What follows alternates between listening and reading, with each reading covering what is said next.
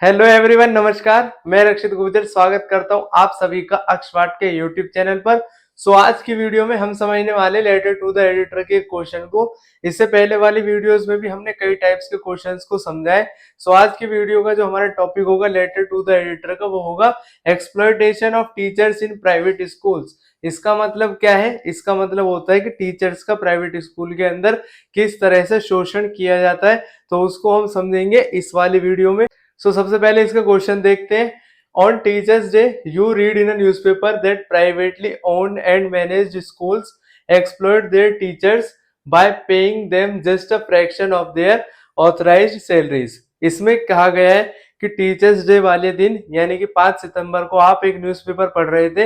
वहां पर आपने देखा कि न्यूज़पेपर में ये बताया गया है कि जो प्राइवेटली ओन्ड स्कूल्स होते हैं, यानी कि जो प्राइवेट स्कूल्स होते हैं, उनमें जो टीचर्स की सैलरी है यानी कि जो ऑथराइज सैलरी होती है उनकी, उसके अकॉर्डिंग उनको पैसे नहीं दिए जाते, बल्कि उस सैलरी का एक कुछ ही पार्ट उनको दिया जाता है। यानी कि जितने पैसे उनको मिलने चाहिए उससे कम पैसे टीचर्स को दिए जाते हैं। So this is unfair and affects their performance. तो ये, जैसा कि हम सबको पता है, कानूनी तरह से एक गलत काम है, क्योंकि जितनी टीचर्स की सैलरी होती है उतना ही उनको पे करना चाहिए। तो उनसे उनसे काम तो ज्यादा लिया जाता है और उनको सैलरी कम दी जाती है। तो ये एक गलत काम है और उनकी परफॉर्मेंस को, यानी कि क्लासरूम में जिस तरह से एक टीचर को पढ़ाना चाहिए, तो जो उसकी परफॉर्मेंस होती है कहीं ना कहीं उसको जब कम पैसे दिए जाएंगे टीचर को, तो वो परफॉर्मेंस उसकी बेकार होगी। So write a letter to the editor of a national daily raising your voice against such exploitation. यानी कि अब इस प्रॉब्लम से रिलेटेड आपको एक लेटर लिखना होगा, लेटर टू द एडिटर को, जिसमें आपको ये सब बातें मेंशन करनी होगी कि किस तरह से प्राइवेट स्कूल में टीचर के साथ में शोषण किया जाता है। जितनी उनकी सैलरी होनी चाहिए उससे कम उनको पैसा दिया जाता है, और जब इनको कम पैसा मिलेगा टीचर्स को, तो जो उनकी परफॉर्मेंस होती है यानी पढ़ाने का एक तरीका होता है क्लासरूम में, वो बिगड़ जाएगा और इसका असर कहीं ना कहीं स्टूडेंट्स के ऊपर पड़ेगा।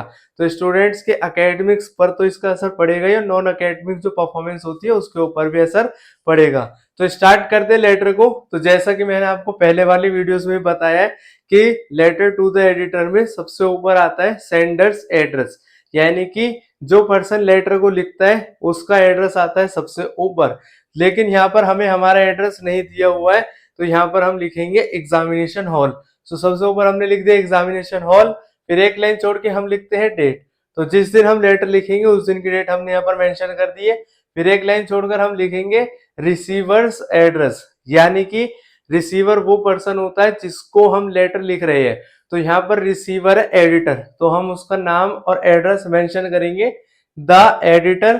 फिर न्यूज़पेपर का नाम द हिंदू, उसके नीचे आएगा एड्रेस न्यू दिल्ली। यहाँ पे हमें पता है नेशनल डेली जो न्यूज़पेपर है उसके एडिटर को हमें लेटर लिखना है। हमें पता है नेशनल डेली वो न्यूज़पेपर आते हैं उसके अंदर, जिसमें एक द हिंदू है, द हिंदुस्तान टाइम्स है, इंडियन एक्सप्रेस है, जो अखबार पूरे देश भर में जाते हैं, जिनमें जो खबरें होती है जो सभी के लिए इंपॉर्टेंट होती है, तो वो होते हैं नेशनल डेली न्यूज़पेपर। तो हमने यहाँ पर नाम लिख लिया द हिंदू। अगर नेशनल डेली के और भी न्यूज़पेपर होते हैं जैसे इंडियन एक्सप्रेस है, द हिंदुस्तान टाइम्स है, तो उनको भी हम यहाँ पर लिख सकते हैं। उसके बाद में एक लाइन छोड़कर हम लिखेंगे सैल्यूटेशन, यानी रिस्पेक्टेड सर या रिस्पेक्टेड मैम। फिर एक लाइन छोड़ के हम लिखते हैं सब्जेक्ट। अब जो हमारा सब्जेक्ट होता है लेटर का, वो डायरेक्ट होना चाहिए प्रॉब्लम से रिलेटेड, यानी कि रेलिवेंट होना चाहिए। उसमें एक लाइन में हमें बता देना है कि हम लेटर लिख क्यों रहे हैं। तो हमने यहाँ पर एक लाइन में बता दिया है exploitation of teachers in private school, यानी प्राइवेट स्कूल में टीचरों के साथ में कैसा एक्सप्लॉयटेशन होता है, यानी किस तरह का शोषण किया जाता है, तो उसके बारे में हम लेटर लिख रहे हैं। यहाँ पर हमारा सब्जेक्ट कंप्लीट हो जाता है। फिर एक लाइन छोड़ के हम जो मेन कंटेंट होता है लेटर का उसको लिखते हैं। तो जो मेन कंटेंट है वो 3 पैराग्राफ्स में आता है। फर्स्ट पैराग्राफ होता है इंट्रोडक्टरी पार्ट, यानी कि इंट्रोडक्शन को हम बताते हैं इसमें। सेकंड जो पैराग्राफ होता है उसमें हम एक्सप्लेन करते हैं, यानी कि और भी ज्यादा प्रॉब्लम को इलेबोरेट करते हैं, और भी ज्यादा समझाते हैं, उसका रीजन एंड कॉज बताते हैं। और जो थर्ड पैराग्राफ होता है उसमें हम लोग बताते हैं कि क्या हमें करना चाहिए या क्या गवर्नमेंट को करना चाहिए, क्या सजेशन हम अपनी तरफ से दे सकते हैं। तो थर्ड पैराग्राफ होता है सजेशन के लिए। स्टार्ट करते हैं इसको। सबसे पहले, through the esteemed column of your newspaper I would like to draw the kind attention of concern authorities to the exploitation of teachers in private schools. यानी कि पहली जो हमारी लाइन है उसमें हम अपने जो मेन लेटर के हम जो लिखने वाले हैं उसका इंट्रोडक्शन देते हैं। सो इसकी जो स्टार्टिंग की लाइन होती है वो सभी लेटर टू द एडिटर में सेम रहती है। Through the esteemed column of your newspaper I would like to draw the kind attention of concerned authorities. यहाँ तक की जो लाइन होती है वो सेम रहती है, जिसमें हम लोग ये बताते हैं कि आपके न्यूज़पेपर के माध्यम से मैं कंसर्न्ड अथॉरिटीज का ध्यान इस प्रॉब्लम की तरफ आकर्षित करना चाहता हूं। सो प्रॉब्लम क्या है, ये प्रॉब्लम हर एक क्वेश्चन में चेंज होती रहती है। सो जो क्वेश्चन होगा उसके अकॉर्डिंग हम प्रॉब्लम को मेंशन कर देंगे। सो यहाँ पर जो हमें लेटर में प्रॉब्लम दे रखी है वो है to the exploitation of teachers in private schools. यानी कि प्राइवेट स्कूल में किस तरह से टीचर के साथ शोषण किया जाता है, किस तरह से भेदभाव किया जाता है, उसके बारे में हम बात करने वाले हैं। सो पहली लाइन हमारी कंप्लीट हो गई है जिसमें हमने इंट्रोडक्शन दे दिया अपने लेटर का। अब जो सेकंड लाइन होगी यानी सेकंड पैराग्राफ होगा उसमें हम बताएंगे और भी ज्यादा एक्सप्लेन करके।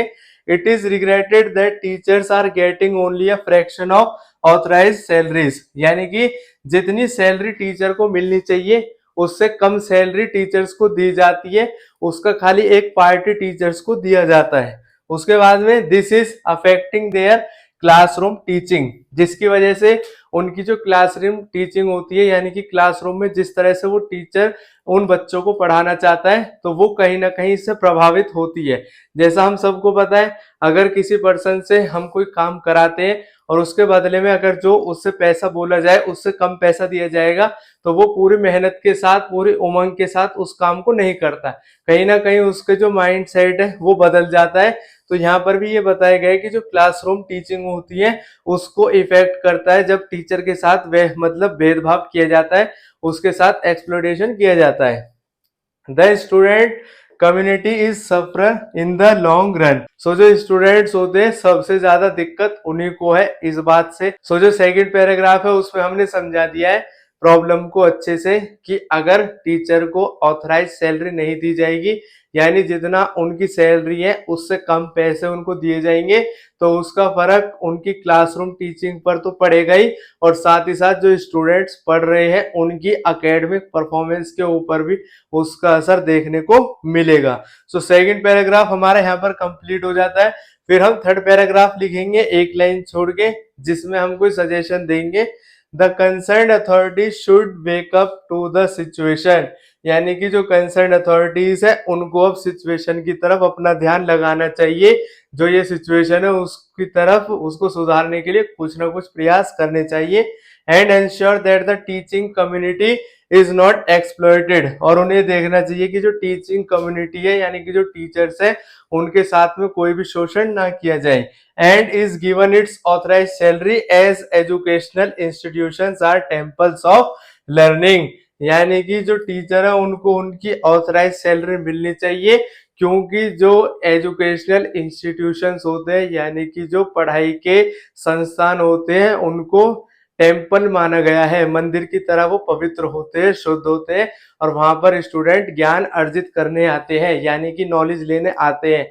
सो अगर टीचर अच्छे से ही नहीं पढ़ा पाएगा स्टूडेंट्स को तो वो नॉलेज कैसे गेन करेंगे। सो थर्ड लाइन में हमने सजेशन दे दिए कि कंसर्न अथॉरिटीज को ध्यान देना चाहिए कि जो टीचिंग कम्युनिटी है यानी कि जो टीचर्स को सैलरी दी जाती है उसमें कोई भी भेदभाव नहीं होना चाहिए और टीचर्स के साथ में जो शोषण होता है वो बंद होना चाहिए। तो यहाँ पर हमारे तीनों पैराग्राफ कंप्लीट हो जाते हैं और हमारा जो मेन कंटेंट है लेटर का वो भी हम कंप्लीट कर देते हैं। जब ये तीनों पैराग्राफ हमारे कंप्लीट हो जाते हैं तो उसके बाद में सबसे नीचे लेफ्ट साइड पर हम लिखेंगे थैंकिंग यू और फिर एक लाइन छोड़ के लिखेंगे योर्स फेथफुली और जो नाम क्वेश्चन में गिवन होता है। अगर क्वेश्चन में कोई नाम नहीं दिया हुआ है तो हम यहाँ पर ABC या XYZ लिखेंगे और यहाँ पर हमारा लेटर टू द एडिटर हो जाता है कंप्लीट। सो ये था हमारा लेटर टू द एडिटर, जिसमें हमने समझा कि अगर हमें हमारा एड्रेस नहीं दिया जाता तो हम लिखते हैं एग्जामिनेशन हॉल, फिर एक लाइन छोड़कर लिखते हैं डेट, फिर एक लाइन छोड़कर रिसीवर का एड्रेस आता है, फिर एक लाइन छोड़ के रिस्पेक्टेड सर, फिर सब्जेक्ट लिखा जाएगा और फिर एक लाइन छोड़ के 3 पैराग्राफ में मेन कंटेंट को लिखते हैं। जब तीनों पैराग्राफ कंप्लीट हो जाते हैं फिर सबसे नीचे लेफ्ट साइड पर थैंकिंग यू योर्स फेथफुली और जो नाम क्वेश्चन में दिया है, अगर नाम नहीं दिया तो हम लिखते हैं ABC या XYZ। तो यहाँ पर हमारा लेटर हो जाता है कंप्लीट। इसी के साथ में हम मिलेंगे अपनी नेक्स्ट वीडियोस में। तब तक के लिए खुश रहे, स्वस्थ रहे और जुड़े रहे अक्षवाट के साथ। जय हिंद, जय भारत।